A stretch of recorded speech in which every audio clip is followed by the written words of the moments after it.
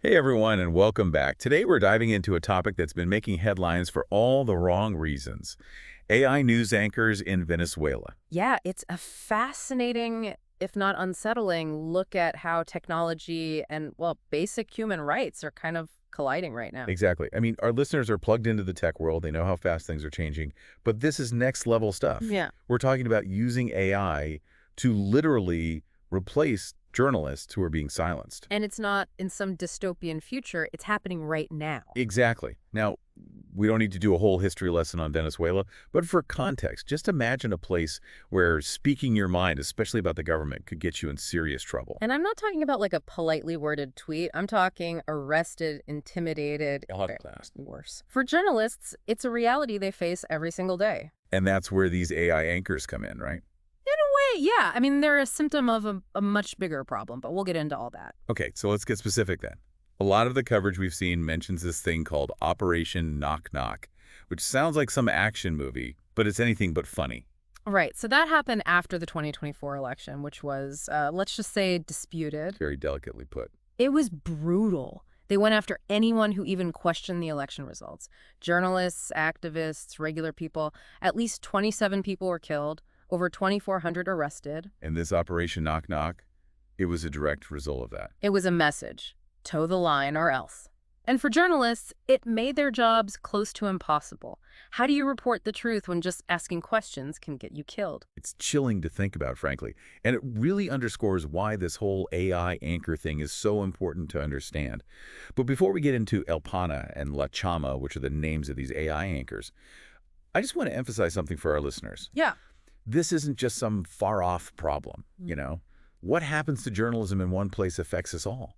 If people can't get accurate information, can't hold their leaders accountable, Right. that's a threat to democracy everywhere. Absolutely. And it's a slippery slope. Once you start silencing dissent, where does it end? So we've got AI anchors in a country where real journalists are literally risking their lives to report the news. It's kind of hard to wrap your head around. It is, and it speaks to the ingenuity born out of desperation, like people needed a workaround. And they found one in AI. Exactly. I mean, it's a sad state of affairs when algorithms have more freedom of speech than human beings, but But that's the reality in Venezuela right now. it is. So this group, Connect Us, they're based in Colombia, they saw what was happening and launched this project called, get this, Operation Retweet. Clever. Right. And the outcome was Pana and Chama, these AI newscasters. And their whole purpose is to report the news without fear of, well, disappearing, basically. Essentially, yeah. Can't really arrest an algorithm, can you? Not yet, anyway. But how do they actually work? Are we talking like super realistic holograms beaming into people's living rooms? Not quite holograms, haha, at least not yet. Basically, think of them as really, really advanced computer programs made to look and sound like real news anchors. Okay, but where's the content coming from? So Connectus, they work with independent journalists and sources inside Venezuela, people who are actually out there gathering the news, often at great personal risk. So it's still real reporting, just being delivered By a digital avatar, exactly. And then it's disseminated online through social media, websites. Those are much harder for the government to control completely. That makes sense, but it's also kind of creepy, right? I mean, these AI anchors, they look eerily real from the videos I've seen. Oh, absolutely. And that's intentional. The more lifelike they appear, the more likely people are to actually, engage with them as a credible source. Because familiarity breeds. Trust. Or at least it's supposed to. Right. And trust is in short supply these days, especially when it comes to news. So how are people in Venezuela actually responding to these AI anchors? Are they buying it? It's still early, but the initial reports suggest that, yes, people are paying attention.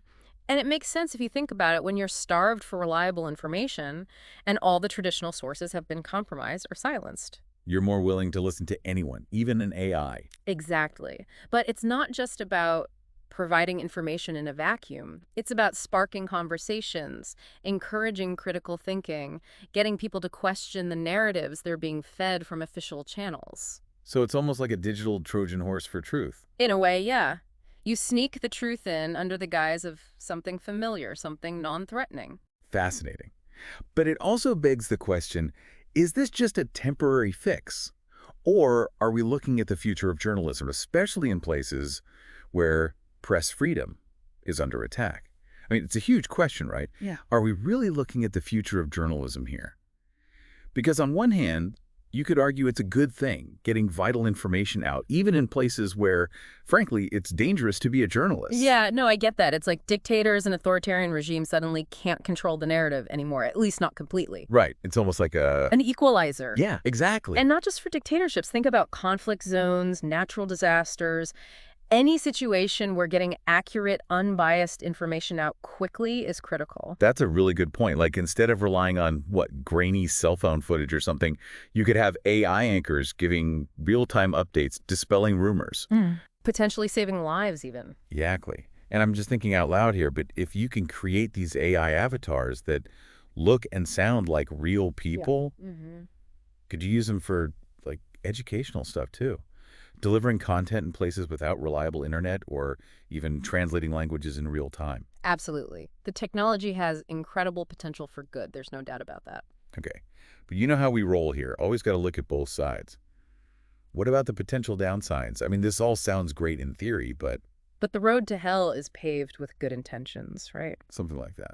So what worries you? Well, for starters, the same technology that can be used to spread truth can also be used to spread lies. And on a massive scale. Oh, that's a good point. Misinformation, propaganda, all that. Exactly. And because these AI anchors are so realistic, it's going to be even harder for people to discern what's real and what's fake. Especially in a place like Venezuela, where there's already so much distrust in the media. Exactly. It's like, how do you know who to believe anymore? So what do? Just throw our hands up and say, well, the robots are coming. Might as well give up now. Oh, I hope not. No, I think the answer, as with most things, is education. We need to be teaching people from a young age how to be critical thinkers, how to evaluate sources, how to spot misinformation. Media literacy. More important than ever. Because it's not enough to just have access to information anymore. You have to be able to filter the signal from the noise. And that's on all of us. Man, that's a heavy thought. But you're right. This whole conversation, it's really got me thinking about the future, not just of journalism, but of information itself. Right. Like, if we can't trust what we see and hear, who can we trust? And in a world where technology is constantly blurring the lines between reality and fabrication, Yeah. man, it's a lot. It is a lot. And I don't have all the answers, but I think it's a conversation we all need to be having. What is truth? Who gets to define it? And how do we protect it in a world where it's becoming increasingly difficult to discern? Those are the questions we need to be asking ourselves. Well said. And on that note, I think we've given our listeners a lot to chew on today. Thanks for diving into this with us. It's been, A real eye-opener. to say the least. To everyone listening, keep those critical thinking caps on, and we'll catch you on the next deep dive.